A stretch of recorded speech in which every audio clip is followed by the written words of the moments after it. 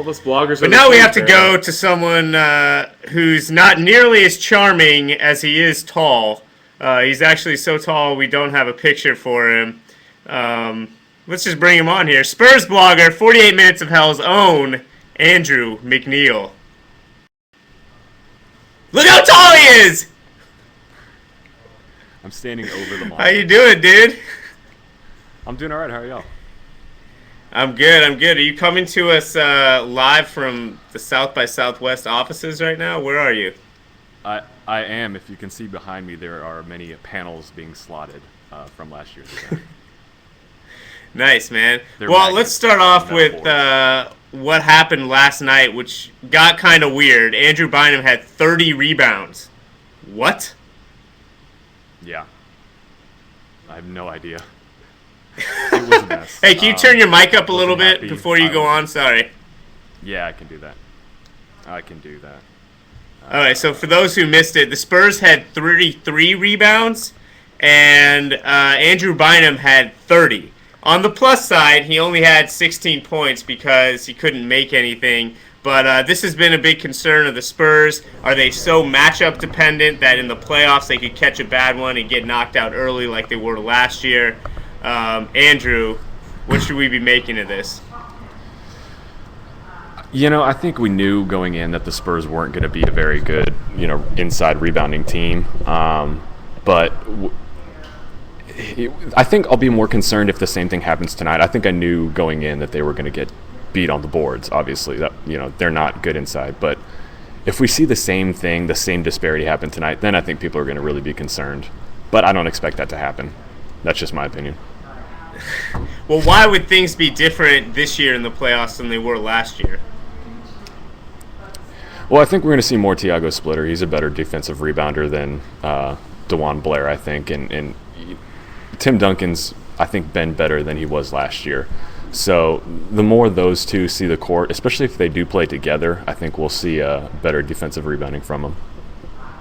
Yeah, and I wrote a little bit about Kawhi Leonard, but also someone who has come along in a big way this year is Splitter. Describe the growth that you've seen from him this year as he's stepping into being a starting big man.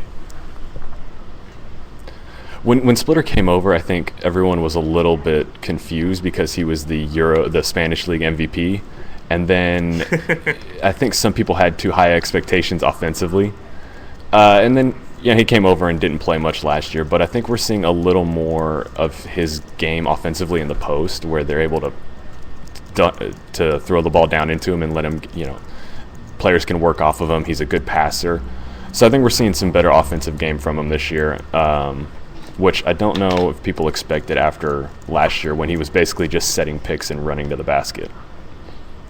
Right. All right, I'm going to ask you something that's very, very San Antonio specific.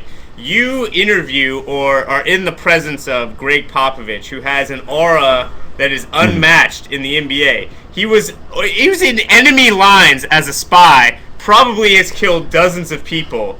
When you're interviewing him, are you just freaking out? I mean, what's it like there to talk to him in person, and what are some good interactions you've had? I'm not afraid of him because we're usually in a public place and there are witnesses. If I ever ended up in his office, I'd be terrified because I always expect an office full of antique guns and Russian scalps. But it's actually one of my favorite parts of covering the Spurs is the pregame interview with Greg Popovich when the cameras aren't there. Because when the cameras are all up in his face, he's a little grumpy, I guess you could say. But normally, the pregame interview is just something I don't miss because even if I don't have anything to ask, it's just nice to see his interactions with other people because you kind of get the idea of who he likes and who he doesn't like. And so whenever one of those people who he doesn't like asks a question, that's usually when you get the good quotes. We see the post-game interviews where he's, zings the reporters. He usually does a lot worse pregame, and it's a blast. I mean, because he's a very honest person, and he's got a great sense of humor, and he doesn't really speak in cliches like most other people in professional sports. And he doesn't always give you what you want, but he does tend to give you some good answers if you ask the right questions. He's very, as much as he hates the media, he's very media savvy. He will he will, you figure out what is a good question and what is not by the way he will answer them and how he interacts with them.